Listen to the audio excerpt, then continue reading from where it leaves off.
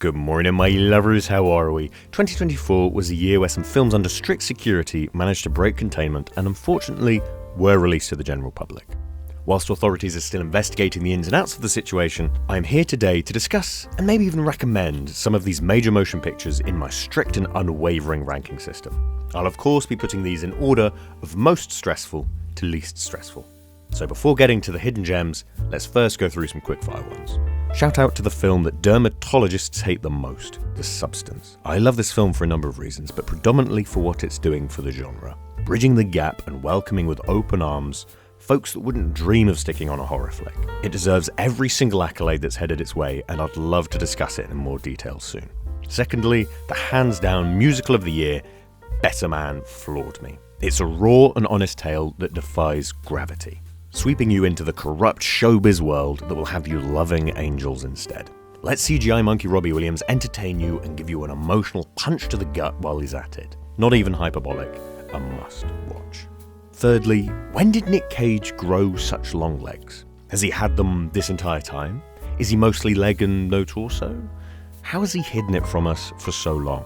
Some say we'll never know, but at least we have a great film to watch whilst we ponder.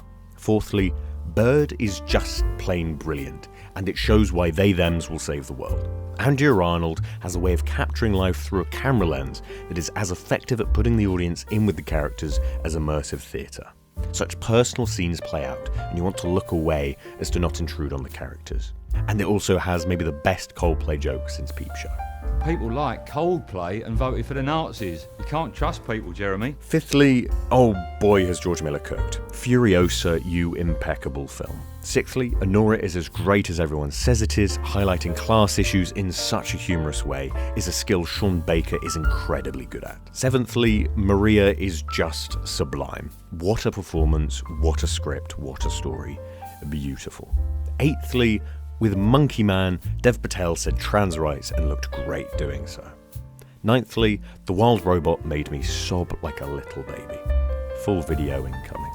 Tenthly, look at my divas. Conclave is just a bit good, isn't it? Get these queens in the Big Brother house. I have a sneaking suspicion that a hug from Benitez would fix me. 11thly, Wallace and Gromit Vengeance Most Foul is straight up a perfect movie. I don't believe in God, yet somehow this was handcrafted by her. In the Bible it does state that on the 8th day God said, "Let there be Wallace and Gromit Vengeance Most Foul," and I couldn't be more thankful. It's the film to watch for heartwarming scenes such as a nun going for a pleasure cruise.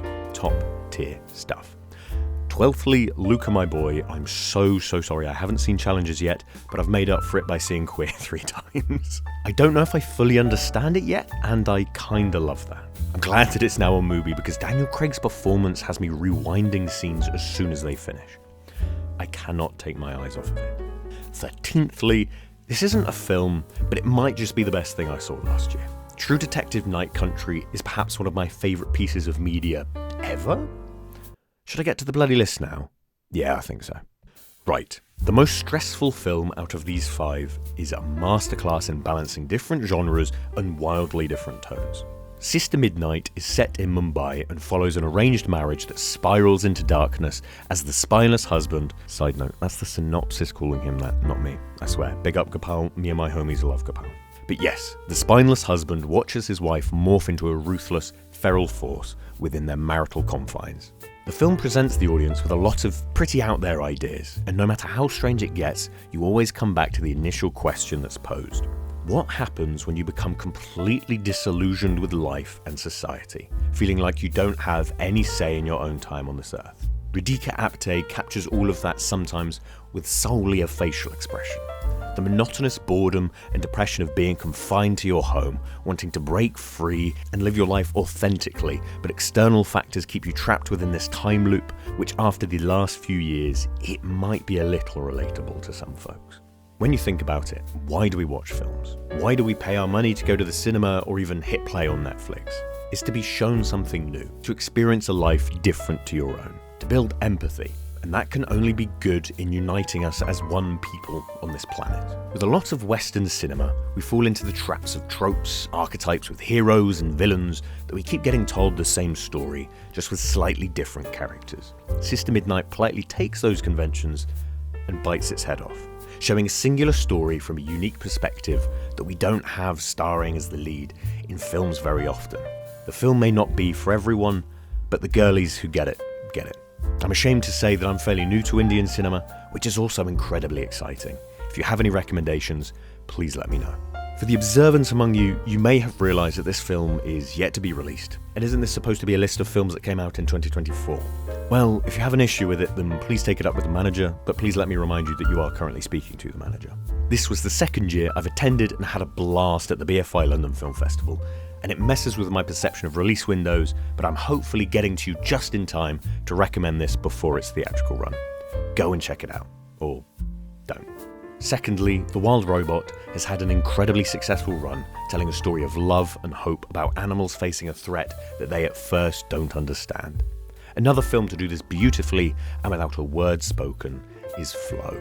What a beautiful piece of cinema. A film that follows a cat whose home is submerged by a rising tide, so taking refuge on a boat and sailing to find somewhere safe, the cat makes some friends along the way as they all learn to get on despite their differences. Yes, ending off of what was said before about cinema creating empathy, I think Flow is exactly the kind of film we need right now. Without a single word said, it uses the language of cinema to show lives coming together towards a shared common goal. Living. Complete strangers, completely different species coming together to support each other. I think we could learn a thing or two about that, because in the club, we all fam. There is a reason this is high on the stressful list though, and man, there's something so ominous about a force those involved can't understand. Watching the foreboding rising water is as distressing as seeing a character being chased by Leatherface. You want to reach into the screen and protect them. In this distress and darkness, however, is such beauty. Be that the found family or the stunning vistas they explore on their boat as they venture forth into the strange new world. There's so much joy to be had with Flow. Either watch it and have a cry by yourself, with friends, or even just have it as a fantastic family film. This might quite well be pro-capybara propaganda, but I'm a sucker for it.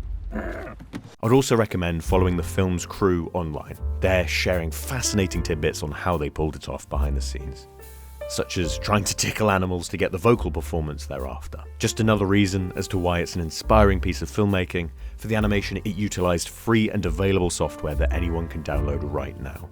What a miraculous feat to tell a gorgeous story. Marvellous. Thirdly, from one video essayist filmmaker to another, I just need to congratulate Elizabeth Sankey. I first became aware of her work with her 2019 feature-length video essay about our relationship with rom-coms in the aptly titled film called Romantic Comedy, which interrogates our relationship and obsession with those stories. Now, her new film Witches bridges the gap from video essay to documentary. I understand how pretentious it can be to call a film important, but my god, I think it should be mandatory viewing for everyone to watch this when they turn 18. At its heart, the film tackles postnatal depression and breaking down the term baby blues. Sankey talks herself on it and interviews numerous women who've experienced these mental health issues, as well as medical professionals who discuss how it throughout history has been dismissed by doctors, right up to the present day, and how a certain sisterhood and motherhood has been built as a community of women helping each other through this. This is depressingly still common with a myriad of issues. The amount of women in my life who talk about not being believed or listened to by doctors is disgusting. Interestingly, the film ponders about how women struggling with these dark postnatal thoughts have in history been vilified and seen as evil, or witches, instead of someone in need. Now that witches have such a strong hold in our culture and fiction, the film deconstructs our view of these women and asks why they're seen as so evil to begin with.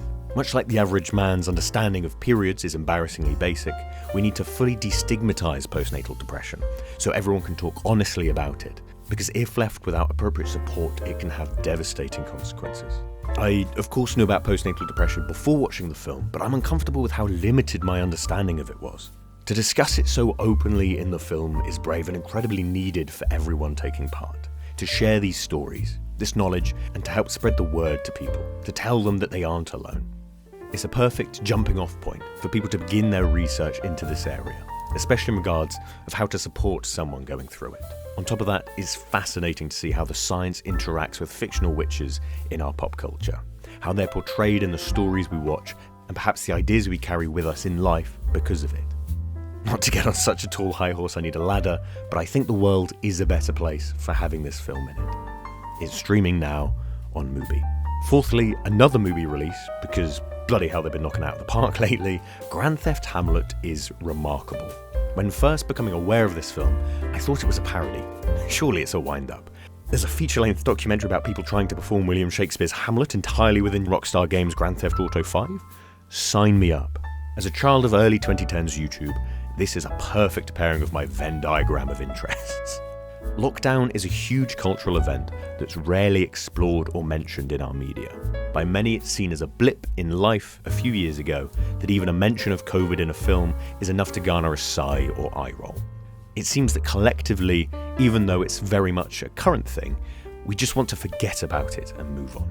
Almost like we share a hope in suspending our disbelief that our favourite fictional characters were spared from a world where COVID-19 exists. Meaning that it takes a specific kind of art to explore what it was like living through it, to hold up a mirror and make you confront the radical change in life over those months. And my goodness, is it cathartic. Even if retrospectively, the documentary Grand Theft Hamlet showcases that the isolation wasn't a singular experience, as it celebrates bringing people together when we had to stay apart. Welcome, ladies and gentlemen, to Grand Theft Hamlet. It follows actors Sam and Mark using GTA 5 as a way of remotely connecting during the pandemic. Video games are such an incredible art form for connecting people, especially with multiplayer games. Noticing that the virtual map of Los Santos has a theatre, the two start to piece together the Shakespearean performance, going through auditions, to rehearsals, and even to opening night. This is a beautiful, heartfelt time capsule of a strange time in our lives and what two friends did to come together when it was impossible to do that physically. It's honest, funny, and uplifting.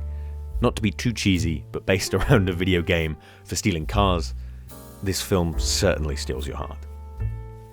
Okay, maybe that is too cheesy. Lastly, you're looking like you need a holiday. Fancy a trip to the Himalayas? Shambhala is just what the doctor ordered. This Nepalese film has stuck with me for months. On one hand, it's a huge sprawling epic, spanning miles and 150 minutes, whilst also remaining so astutely intimate. I cannot emphasize enough how gorgeous this film is. The story follows a pregnant woman, Pima, who lives in a polyandrous Himalayan village, meaning that women have more than one husband, pop-off queens. One day, her husband vanishes, and so she ventures forth throughout the breathtaking landscapes with her brother-in-law and donkey as her own journey of self-discovery unravels. Now, heads up, this film is slow. Shots hold and hold and hold. The title card doesn't drop until maybe an hour into the runtime, and if you're not in the mood for it, I can see this being a frustrating watch. But this hit me at the perfect time, as I completely surrendered to it. Like getting into a warm bath, you want to lose yourself into a good film. Be completely enamored by the world. I recommend that if you can't see this on the big screen, you sit as close to your TV as you possibly can and turn the volume up high. Feel the wind through your hair, the cold snow on your skin, and be so immersed you don't notice the person burgling your house behind you. Seeing people's cultures and other ways of life is one of the beautiful things about travelling and world cinema. Here you see a community almost untouched by the outside world, other than the odd reference and digital watch.